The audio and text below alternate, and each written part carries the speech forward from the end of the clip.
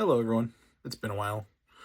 I just recently got the good news that I am officially over the 90-day probationary period at my job, which has been pretty exciting. And now that I have a little bit more free time, I decided to get back to posting regular videos. What the schedule will be, I'm still not sure. As always, it's in flux. I just maybe just will post whenever I can. Who knows? Either way, this latest entry is called Solar Drift. It's a story about an astronaut on their way to Mars within the scrap heap universe that I have started to develop and what happens along that journey. I got the inspiration from it from a movie called Ghost Ship, for anyone who might know it. It's a really bad horror movie from the early 2000s, but it's one that had helped kickstart my fascination in the horror genre. And so, with it being Halloween, I figured now's a pretty good time to release it. So, this is Solar Drift, narrated by my buddy Pete. I have another episode that I'm hoping to put out pretty soon, but I hope you like what I have for you this week. So, yeah, thanks for coming. I look forward to hearing from you. Have a great day.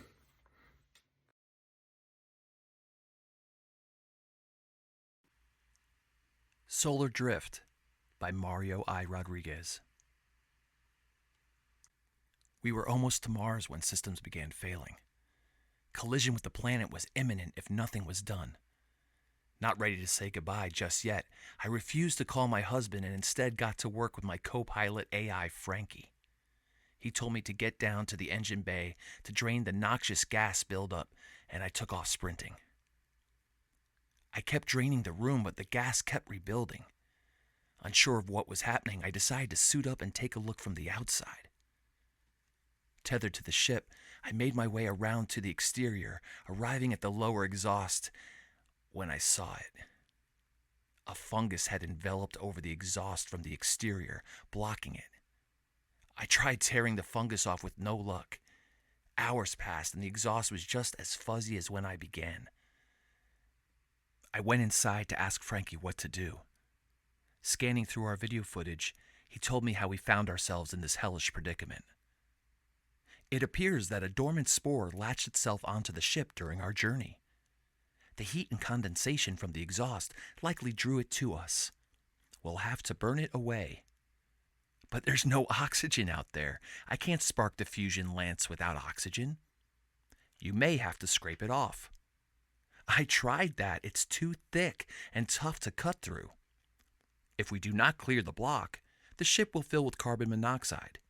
If we can't get the engine online, we are likely to crash once we get planetside. I threw my fusion lance in frustration, hitting the garbage and causing it to spill. Days-old thawed fruit was floating around the mess when it dawned on me. I made sure to verify with Frankie before going outside. What if we freeze it?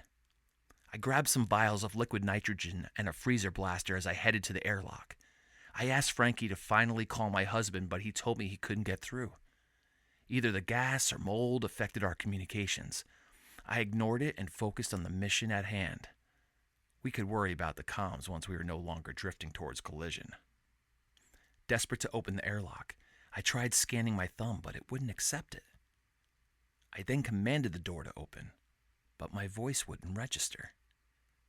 I even used the retinal scanner, but my biometrics wouldn't trigger a damn thing. That's when Frankie told me the system didn't even detect my presence. It doesn't recognize you. Let me try. Taking control of the pad, Frankie runs an administrative password that unlocks everything for me, but the airlock still wouldn't register my touch. Once again, Frankie had to open it for me despite the airlock working hours ago. Tethered to the ship once again, I walked over to the exhaust and got to work. With my blaster primed, I got to freezing the fungi and shattering it away. It glistened as it floated through space. There was a golden stream that leaked out with every smash, as if it was bleeding. Smearing on my visor, it made it hard to see. Maybe it was a defense mechanism. Whatever it was, I kept freezing and smashing for what felt like days. I burned through all 3 vials. As I got to the end of the final one, I got nervous it would grow back by the time I went inside to get a new vial. Luckily, Frankie told me systems were coming back online. The airlock couldn't detect me again. Frankie had to let me in as my nerves stiffened. I found myself hyperventilating. It was the first time I was ever anxious out in space.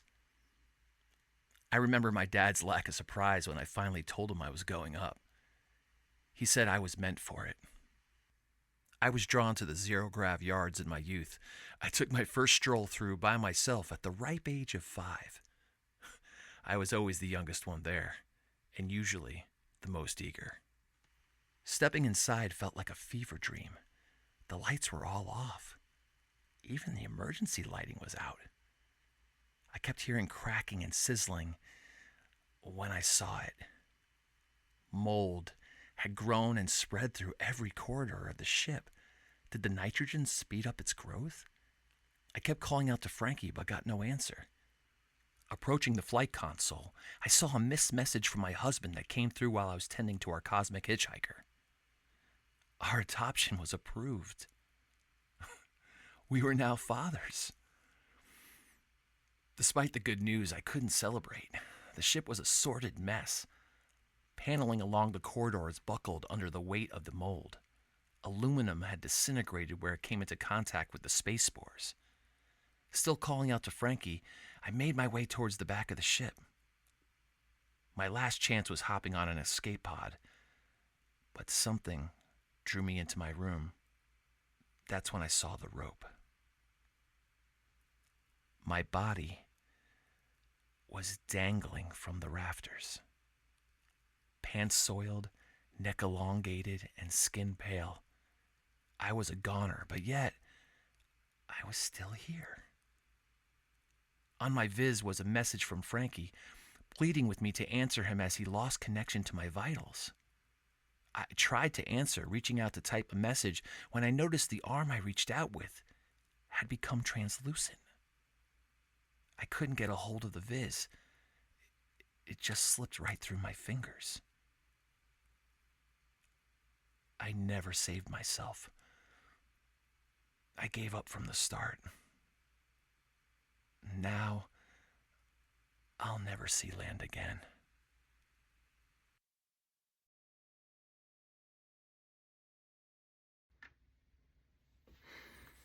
So that was Solar Drift. I hope you enjoyed it. I hope to hear feedback from you, whether good or bad, down below in the comments. And like I said, it hits close to home because depression is something that I struggle with, but I thankfully have a very good support team on my side. A lot of my struggles with depression come really from my issues with anxiety, PTSD, and ADHD. But like I said, I've been going to a therapist that's very, very awesome. I highly recommend other people do too. If you're ever in a position where you think you need to reach out to somebody, please do so. The person in my life that I lost to suicide, well, there unfortunately are many, but the one that was very close to my heart was my uncle on my mom's side. And at the time that I wrote the story was the summer. It had been the anniversary of his death.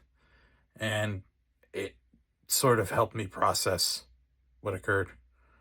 And I hope that whoever has been through that, or maybe feeling that type of way, get the help that they require and is able to reach out to somebody and find solace in some way. And I'm hoping to have a new episode next week. That one will be, I think it's going to be the story Blue Dream. That should be up on my Medium page. But either way, thank you for coming. Hope to see you again next week. Take care.